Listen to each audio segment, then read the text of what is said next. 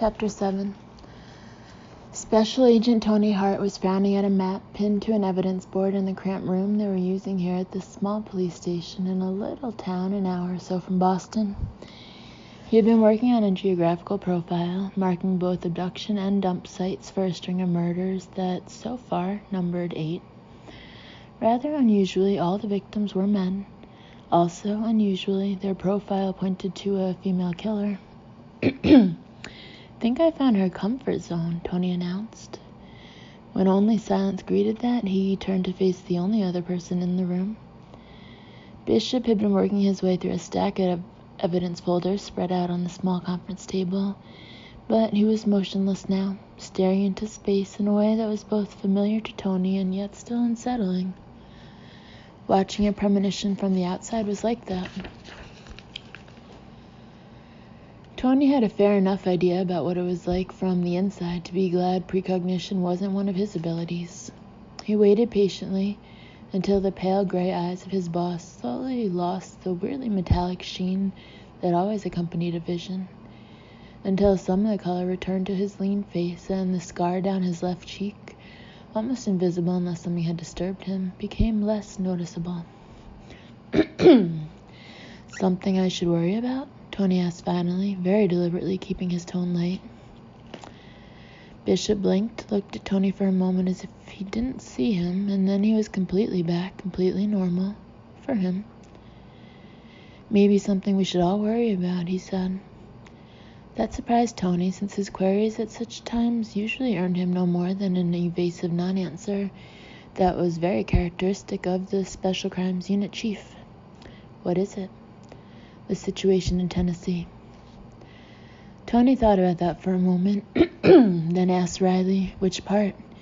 You've got Callie and Caesar there in the wilds of the mountains, and Haven sent in Brinkman, wasn't it, as well, to go after Jacoby, figure out if he used some psychic ability to escape, and if so, what it is and how powerful. Presumably get him back into somebody's official custody before too much longer, and maybe even find all that missing money.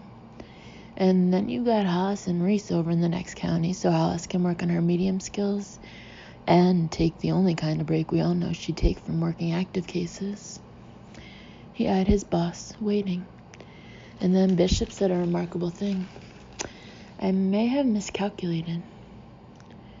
Tony gave that the silent respect it deserved, then said slowly, "So who's in the hot seat?" "All of them." "All of what? For the same reason?" "I'm not sure." Tony wasn't sure he'd ever been rendered speechless twice in a few short moments, even by Bishop. Seemingly unaware of the effect he was having on Tony, Bishop said, "We can't even contact Callie or Luther unless and until she reports in. They come down off the mountain and find a landline, or they find one of the very few sweet spots on that mountain with cell reception. Hollis and Reese, on the other hand, might not have decent cell service given how far out they are, but are currently guests in a private home with the landline, so they can contact us and we can contact them." "And tell them what?" Tony asked slowly. "What's the danger? Is Jacoby more dangerous than you thought? And even if he is, could it affect Hollis and Reese a mountain or two away? Or is Hollis in danger of letting something really bad in, like what happened to Quentin and Diana?" "I don't know," Bishop said slowly. "I'm not even sure a warning of any kind might not do more harm than good. Some things have to happen. Maybe." "Boss, not having all the facts is one thing, and a thing we're more or less used to, but not even knowing there's danger about is something else entirely. Callie and Brinkman at least know there's a potential threat. Hollis and Reese aren't on a case." "No, but neither one is going to treat the situation lightly. Reese because he's always wired and alert, and Hollis because she's wary of opening herself up too much.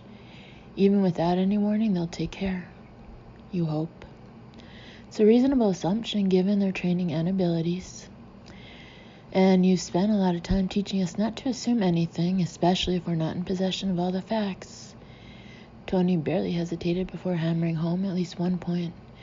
which, working for you, is most of the time. Bishop reached for one of the file folders on the table and opened it, saying calmly, "Well, then, no one involved will assume danger might not face them around the next corner." Tony thought about expressing his feelings. He thought long and hard about it. But in the end, he turned back to his geographical profiling without saying another word, certain only that no matter how tangled or enigmatic they look from the outside, or how many curveballs fate through into the mix, Bishop's plans had a way of working out, most of the time. Hollis really had intended to go back to sleep, but in the minutes after Reese returned to his room to shower and get ready for the day, she found herself wide awake and still conscious of that creeping unease. Giving up finally, she got out of bed and got herself ready for the day, a routine that took very little time. She wasn't a woman who fussed about her appearance, and since she'd showered the night before, that was a step easily skipped. She washed her face and brushed her teeth quickly, as usual, and even after years avoided her reflection in the mirror, and those blue eyes that still looked alien in her face. Stupid, she should be used to them by now, but she wasn't, and she didn't know if she ever would be. Pushing that thought aside for maybe the 1,000th time, she ran a brush through her short hair and got dressed in jeans and a loose sweater and slid her feet into comfortable flats. She paused at the doorway to the shared sitting room and could dimly hear the shower in Reese's room, and then heard it shut off. There was no clear plan in Hollis's mind, no intent to explore or sense that she should. Just that general unease that Reese had picked up on, something she tried very hard now to tamp down inside herself. Even if she did tend to broadcast under stress, there was no reason she couldn't practice at least a bit of self-control, and maybe even build a shield for most of the time. Bishop had told her she could do it, and if anybody would know about that sort of thing, it would be him. Of course, he hadn't told her how. Typical. Hollis slipped out of her room, closing the door quietly behind her. She wasn't surprised to find in the dark old house scattered lamps burning on tables and chests in the wide hallway, maybe on timers, or maybe left on all night. It was still very early, and she seriously doubted that either Owen or Anna was up. They didn't seem the up with the chicken sort, just the staff probably. Not that she had any idea who or how many made up the staff that cared for this huge house. She had seen only the butler, Thomas, and a silent, youngish maid who had helped serve dinner the night before. There had to be more, if only daily help, a cook, maids, maybe a housekeeper to oversee everything. Just keeping up with the main part of the house would take a small army, never mind the 2 wings of assorted rooms and bedroom suites. Their rooms were in the east wing, which also has the family apartments that were on the ground floor. Hollis vaguely remembered some of the conversation going on around her sleepy self at dinner, and she was almost sure Anna had made the comment that the west wing of the house was closed most of the year and opened up only during the weeks in spring and summer when the public was admitted. During those weeks, Owen and Anna were not in residence was the term Hollis thought she remembered. An estate manager was in charge of the place, plus other administrative staff, and the family was gone, presumably visiting elsewhere, like maybe a city or the beach or somewhere that wasn't going to hell and gone in the mountains of Tennessee. And while they were gone, the Alexander Mansion was turned into a very exclusive hotel. Alexander House, full service, Owen had said, glum rather than boasting. He'd have preferred a bed and breakfast, but given how far they were from anything resembling a good restaurant, it was full service or don't bother. Apparently, they bothered to the point that the place was booked up for all of the coming season, with a few reservations already made for next year. To hell and gone as a vacation spot clearly held attractions Hollis couldn't appreciate. Somebody had mentioned extensive gardens the night before, she thought. Said to be gorgeous spring through summer, tennis courts, a swimming pool, and horses. She remembered mention of a stable and horses with miles of mountain trails. all of which added numerous employees to the growing number of staff Hollis had been compiling in her head. Not just staff working in the house, but gardeners or landscapers, people who cared for horses and tack, and probably a lot of purely maintenance people inside and out to keep this place in tip-top shape and running smoothly. Most employees would be full-time and year-round in order to keep this place at its best. Even during the off-season, Alexander House was probably the major employer for that little town with its odd name of Devil's Gap and its apparent lack of amenities to attract visitors. Offering plenty of amenities plus the opulence of an earlier era, Hollis supposed would attract to Alexander House plenty of visitors looking for quiet and luxury and excellent service. She supposed all that could offset the almost eerie isolation of the place. Or maybe that was just her take, the eeriness of this place.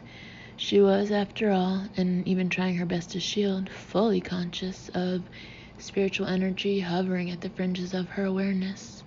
A lot of it.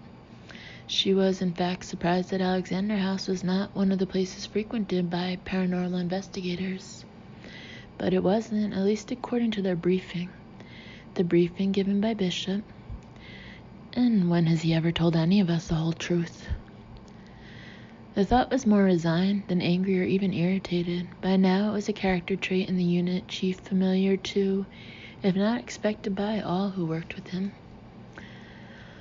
Hollis began moving down the hall toward the main part of the house, frowning.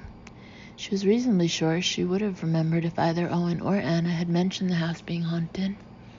In fact, she was sure one of them would have said something about it the evening before when she had seen the spirit of Jamie Bell.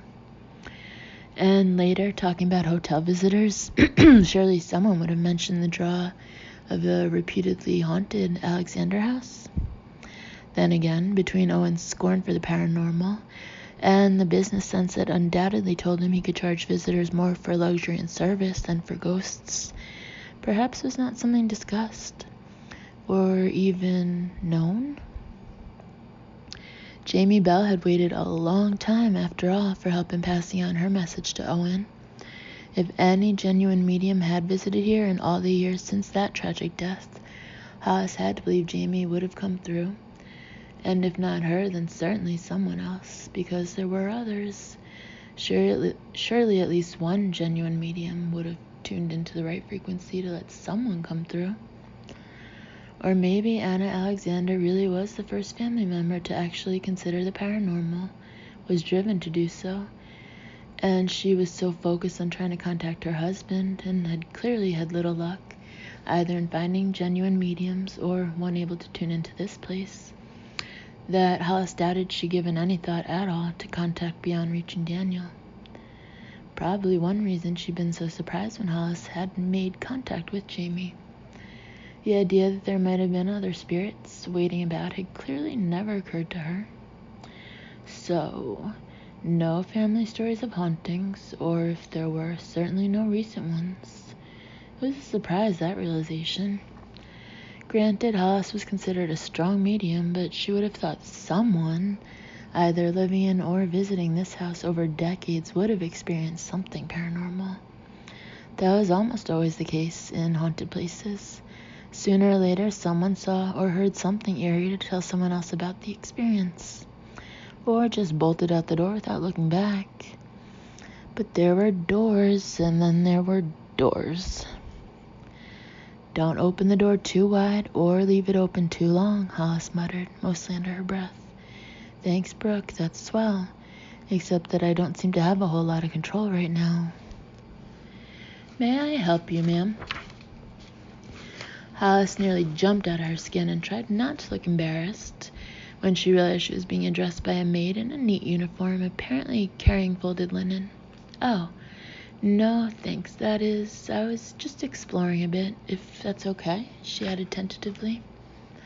"Certainly, ma'am." The maid was serene. "If you need it, there's a map of the house and grounds downstairs in the top drawer of the foyer table by the front door. It's printed up for the hotel guests, but private guests have found it useful as well." "Thank you." "You're welcome, ma'am. Breakfast is served at 8:30, but if you wish something before then, There's a bell in the dining room. Anyone will be happy to serve you. Hollis could only imagine the consternation an order for breakfast was likely to cause in the kitchen, given that it was barely 6 a.m., but she merely nodded and silently told her growling stomach to shut up. Okay, thanks very much. The maid nodded, smiled, and then bobbed a curtsy, turned toward what Hollis assumed was another bedroom door, a closed door, and vanished through the solid oak. Hollis slowly looked down at her arm, pushing back the sleeve of her sweater. No goose flesh, no sensation of the hairs stirring on the back of her neck, no cold wave washing through her, no oddly muffling quality of the normal sounds around her. None of the signs she had grown used to, signs telling her that the door between this world and the next was open or opening, and that she was able to communicate with spirits. No signs, no warning. Shit, Hollis said rather numbly. It's worse than I thought.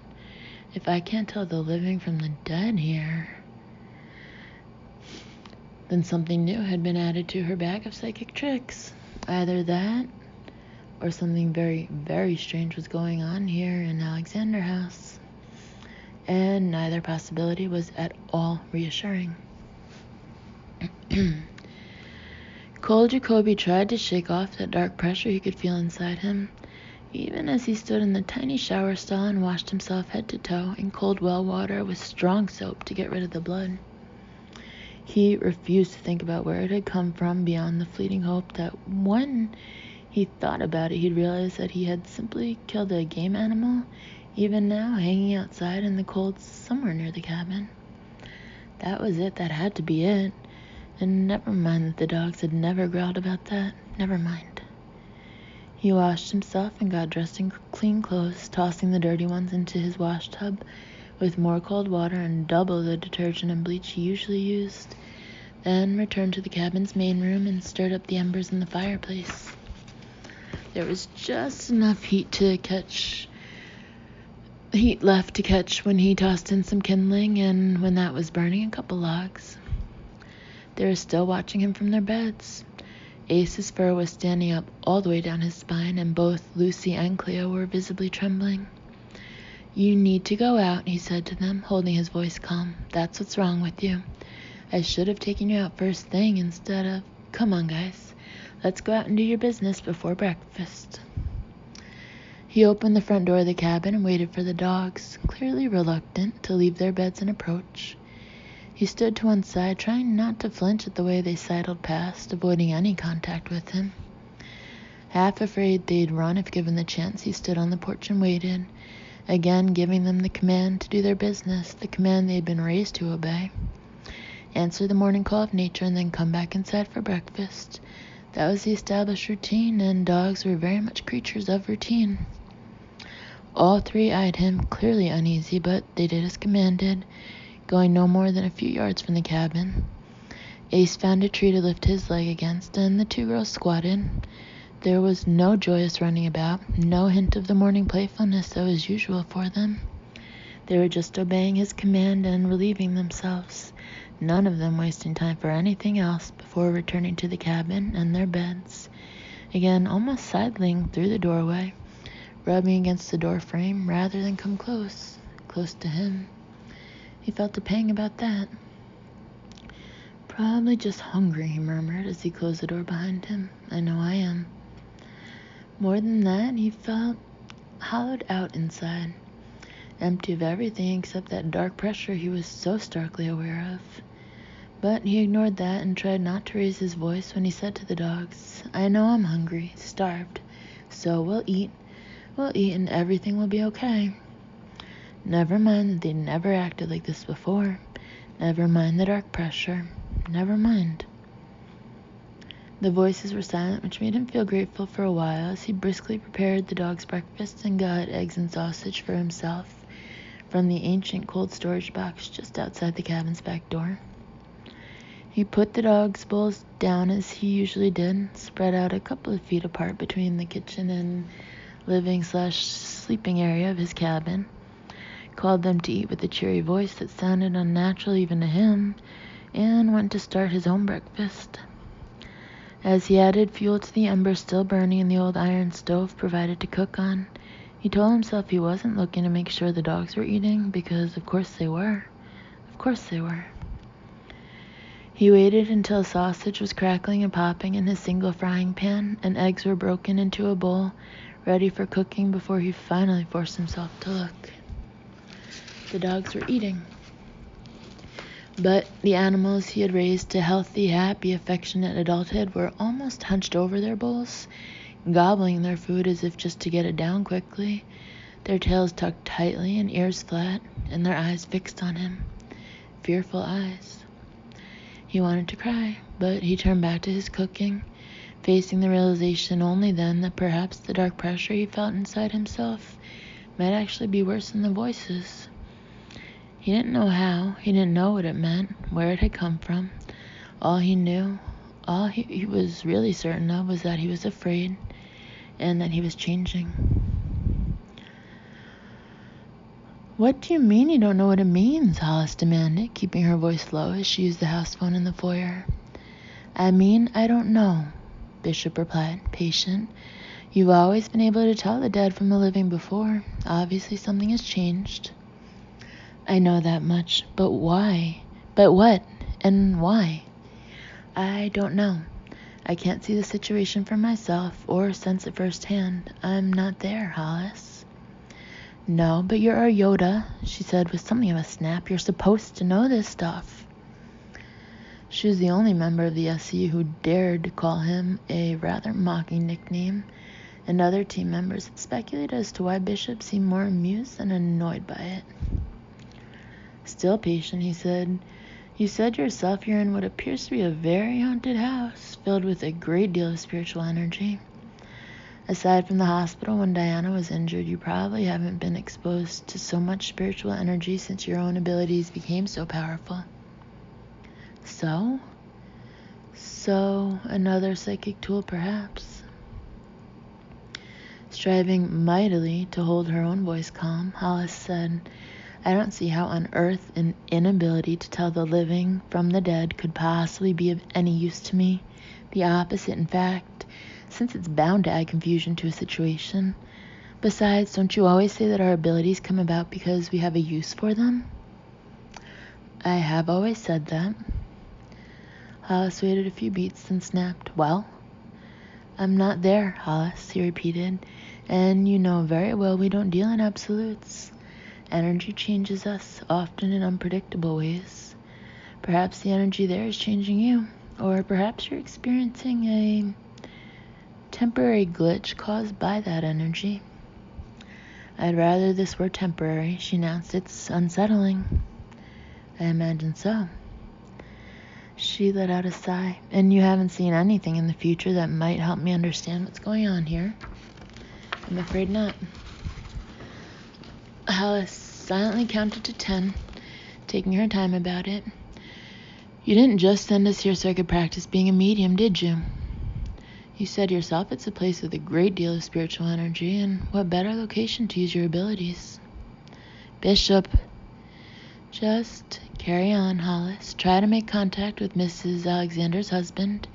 Deal with what's in front of you, with whatever comes up. Follow your instincts, and talk to Reese about this." "I don't have to talk to him, damn it. I broadcast, remember?" "That's not the same as having a conversation, Hollis, and you know it. Talk to Reese. Get his take on what's happening. He may be able to help more than you realize. You know, I don't have to be precognitive to know that one of these days there's going to be a real situation, and you're going to be too damn enigmatic and uninformative for our good and for your own, and very bad things are going to happen." "I've never asked for anything except that you do your best, Hollis, and you've never delivered less than that." She was caught off guard by the unexpected compliment, and not at all sure he hadn't deliberately done it to stop questions he wasn't ready to answer, something of which he was most certainly capable. Thanks, I think." "Just keep going," Bishop repeated. "Call if you need to. I'll be here." Where's here this time, she wondered. Outside Boston. Reminding herself that it was still very early, Hollis said, "I woke you up, didn't I?" "No, serial killers don't keep regular hours as a rule. Call if you need to, Hollis." "Okay, thanks, I think. Be safe." She cradled the phone slowly, absently wondering if places that served as hotels and inns clung to corded telephones simply because if they didn't, handsets would be lost by guests more often than TV remotes. "Probably," Reese said, joining her in the foyer. "I would say stop reading me, but I guess that's fairly useless." Without pausing for a reply, she added, "Did you just come from the dining room? And do they have food in there yet? And coffee? I need both." He took her hand and led her back the way he'd come. "They have both. I gather we were heard stirring around, and the excellent staff here threw together breakfast more than 2 hours earlier than normal. A very nice buffet is waiting for us." "How did you get past me?" she wondered. "I was in the foyer and didn't see you come down the stairs." "Rear staircase, one of several, I think. Found it while exploring.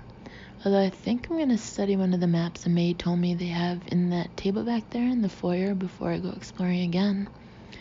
The staircase took me to the servants' quarters, I believe, and from the reaction, that was a social faux pas even in these modern times." "Yeah? You catch somebody coming out of the shower naked or something?" "No, just a maid still tying on her apron as she came out of her room, which was awkward enough. Wish I'd been there. Sadist. I like my entertainment twisted. Sue me." "You just want to see me at a loss." "Well, it happens so rarely," she explained, grave. "I'd rather it never happened. I don't like losing control." "No, really?" Smartass. Hollis was distracted a bit then by the enticing aroma of coffee and bacon as they entered the cavernous formal dining room and inhaled thankfully. Ah. "Sideboard's over there." "They don't have a little breakfast room somewhere?" Hollis wondered, looking around the huge room as they crossed it. Maybe something too cozy for, I don't know, more than 30 or 40 people. "Breakfast tables are set up in the conservatory, according to Thomas, but it's only used for breakfast when the place is a hotel. When the family's in residence, meals are served here or on a tray in the bedrooms." "Room service?" He didn't call it that, but yes, I gather most meals are expected to be taken here, but breakfast on a tray is a norm for family and a large percentage of guests, which also means I doubt we'll see our host or hostess before lunchtime. I'd already figured that much out. Neither of them struck me as early risers, and if they get breakfast in bed, there's even less reason to stir themselves before they have to. "I didn't know people still live this way," DeMarco said. Then he added, "Here, grab a plate." Food and coffee were kept hot on a long sideboard, and in the covered servers, Hollis found a breakfast substantial enough to satisfy even her unusually strong appetite.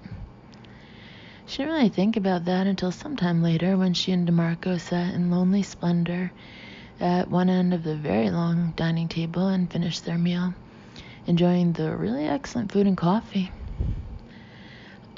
She said, sipping the latter. DeMarco sipped his own, eyed her for a moment, then said, "I could be a gentleman and not comment on the fact that you ate enough to feed 3 people, but I gather that's on your mind." "Well, it's unusual," she pointed out. "You're always trying to feed me, so you know I don't generally have much of an appetite." "No, you don't. Something new here, maybe, or a gradual evolution. You've developed more abilities just in recent months, and abilities require energy. Physical energy, stamina. Maybe your body has finally figured that out." "Maybe. I just hope I don't end up like Riley and have to keep those energy bars in my back pocket all the time." "She only has to do that when Ash isn't around," DeMarco pointed out, "which is almost never." Hollis's mind shied away from the possibilities Brooke had mentioned and spoke hastily, hoping to deflect DeMarco at least from picking up on the discomfort she felt about that. "Well, if I can eat like a pig and burn it all off, I'm not going to complain." "You didn't eat like a pig, you just ate with an appetite." "I won't quibble." Hollis drank more coffee, frowning. "The thing is, if a need for more energy is new, it's not the only new thing." What's the other new thing? Surprised, she said, you don't know already. He looked at her with slightly lifted brows. I assume it has something to do with you being a medium. You haven't realized? Haas, the only time I literally can't read you, even when I try, is when you're using your mediumistic abilities. Seriously? Entirely?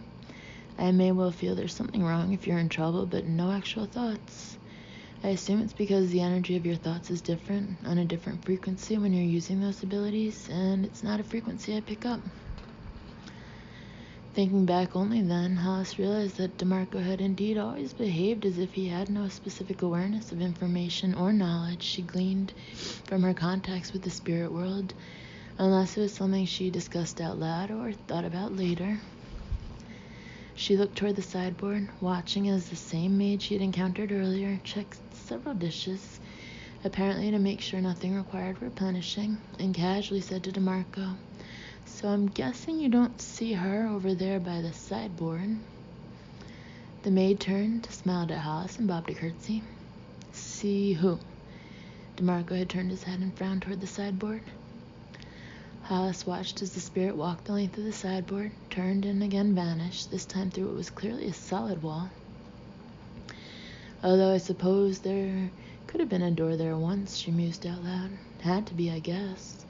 When the place was first built and parties were huge, there were probably two places servants could enter the room, carrying stuff in one door and out the other, so as to avoid traffic jams and a lot of broken china. Judging by the size of this table, there must have been some hellaciously big parties. Hollis? She looked at him. What are you talking about? The maid you didn't see just now. A spirit? Forgive a bad pun, but so it would appear. I saw her earlier upstairs and thought she was alive. Spoke to her and everything. You mean... I can't seem to tell the living from the dead right now, or here in this place, not sure which. She drew a breath and looked at him. It's unsettling. Bishop said I should talk to you about it, but you probably already knew that part. That you were going to talk to me about something, not about what. Haas absently folded her linen napkin and placed it beside her coffee cup on the table. Well, why don't we do a little bit of exploring outside while we talk? I need air, and to get out of here for a while, because I can sense the others all around me. Close the door. Yeah, well, that's the third new thing, Hollis replied somewhat grimly. I can't seem to close the door at all, and I've already been warned that that isn't exactly a good thing.